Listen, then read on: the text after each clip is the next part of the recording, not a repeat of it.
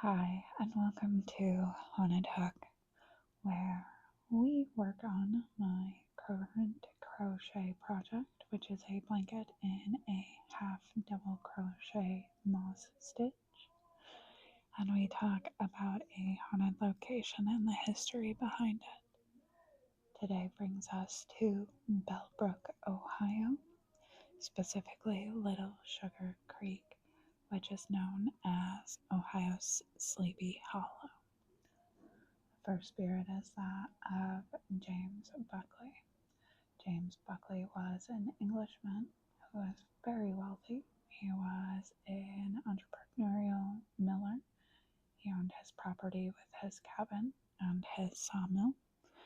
Fortunately, with riches does come some tragedy. Uh, there was a robbery on Buckley's cabin, and he was discovered by authorities unalived in his home with his head missing. To this day, this crime is still unsolved, and they also never recovered James Buckley's head.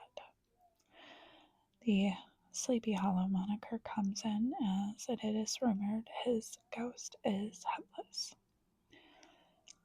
Now, when this happened, the local townspeople did avoid the cabin and his property because it was said that his ghostly appearance would be coming towards you with his arms outstretched and, again, headless. Now,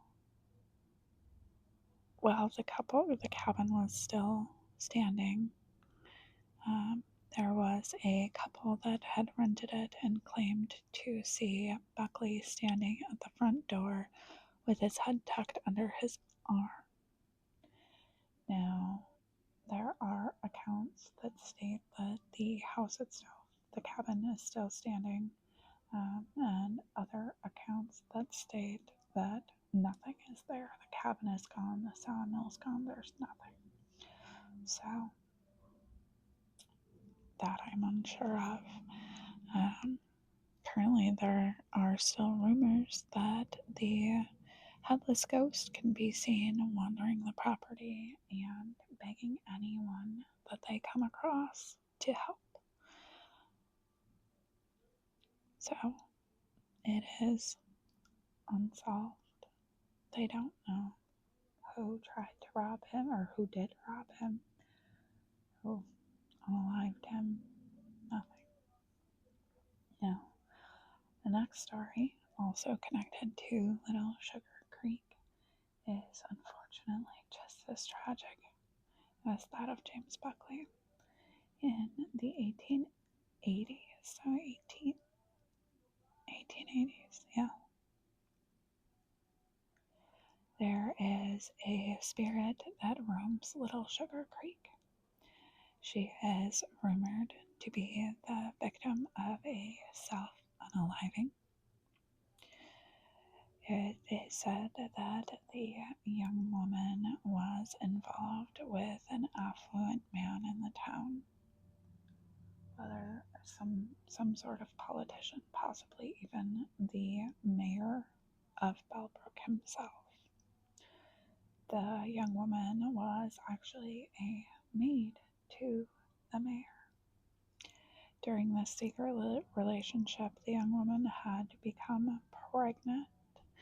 Now, it is not confirmed who the father was. She never said who the father was.